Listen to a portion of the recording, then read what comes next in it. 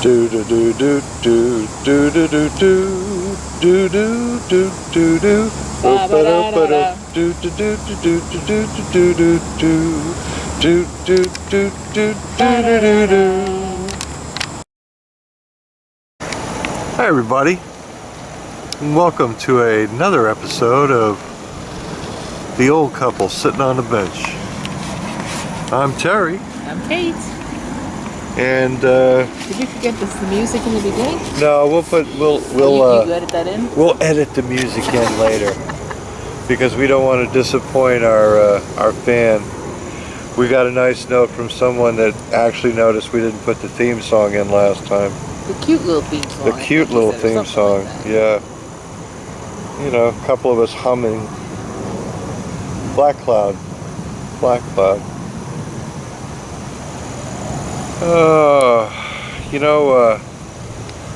We've been watching a lot of TV lately. Well, not lately, but I mean, I'm kind of particular in the shows I watch. I watch a lot of Discovery Channel and History Channel. Nat Geo, things of that nature. But Kate's been watching a series on Amazon Prime. What is it? No, I have the app. So you have the app, and it's called The Chosen. And it really chronicles Jesus and the apostles and their time. What do you like about the show, honey? You're really fired up about this show. Well, it portrays Jesus, his mother Mary Magdalene, and the disciples in a much more relatable way. In a lot of the other movies about Jesus' life, they're all very holy and don't seem very human in their way. And even for myself, the picture that I have conjured in my head of Jesus, Mary, Joseph, the apostles, I have them all, walking the earth with, halos over their head and not doing anything wrong and what have you. So they were more perfect people to you. Yes. in the way that you were brought up in the church. Yes. And this helps you. Except for Judas, he was like the bad apple. Right, but I mean, this kind of humanizes all these characters, right? It gives them an actual personality and faults, and it makes them more everyday. Believable, yes. And I think people can identify with them.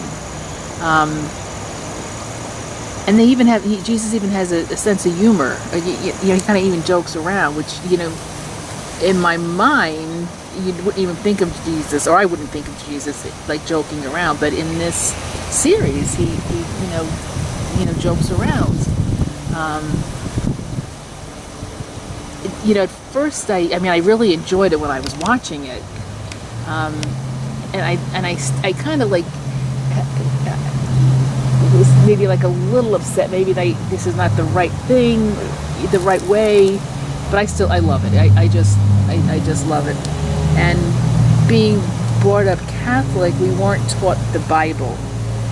We heard the stories from the Bible in the Gospels at Mass every Sunday, and of course the homilies were supposed to speak to the readings and somehow relate them to us, which I don't think over the years the priests did a very good job of that. But now, when I at Mass now, and there's a reading from the Gospel or the first readings, and I was like, oh, I've seen that in The Chosen. Oh, that's what really happened. Oh, I'm getting it. I'm putting all the pieces together now. So it gives you a lot more context. Yes. So it really helps you to understand the Bible stories more, right? Yes. And I've even taken out my Bible now, and I started reading Matthew, because in The Chosen he's a tax collector, so better educated than all the other ones who were fishermen and carpenters and things like that. And I'm reading, and he's constantly writing things. He's constantly writing things down. And I've started reading Matthew now in the Bible, and sure enough, it's exactly what's in the Chosen. It's just it's amazing. It's Yeah. amazing. See, now growing up Baptist, I was in Sunday school. Every Sunday morning before church, and we were reading these Bible stories, and for me, they were coming alive. In Sunday school.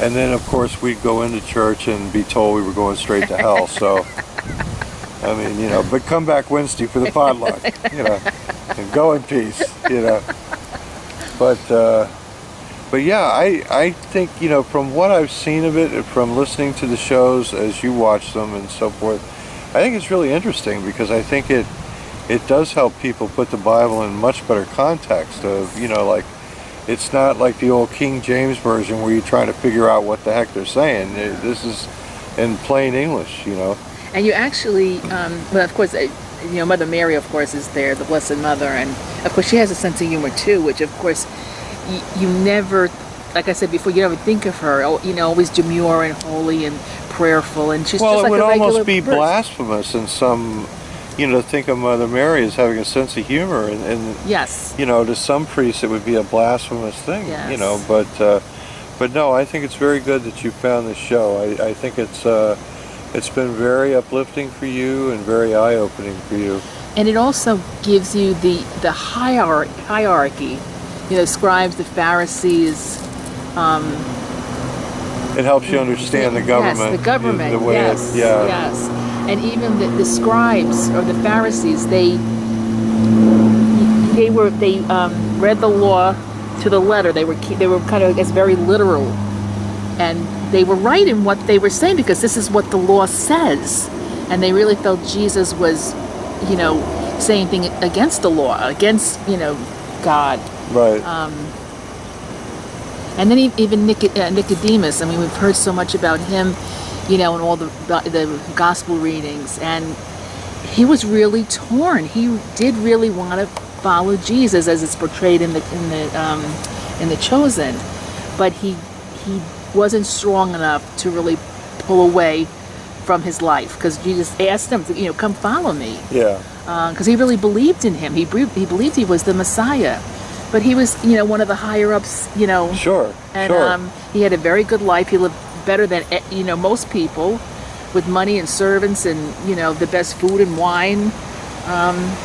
It's not easy to give all that up. No, he wasn't strong enough to be able to give everything up and follow Jesus. And Jesus knew that, and he didn't criticize him in any way.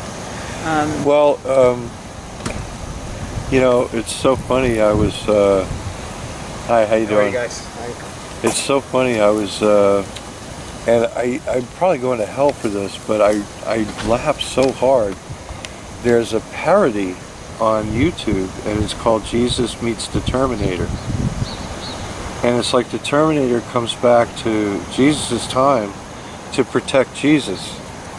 Because, there's a plot to kill Jesus, obviously, and crucify him.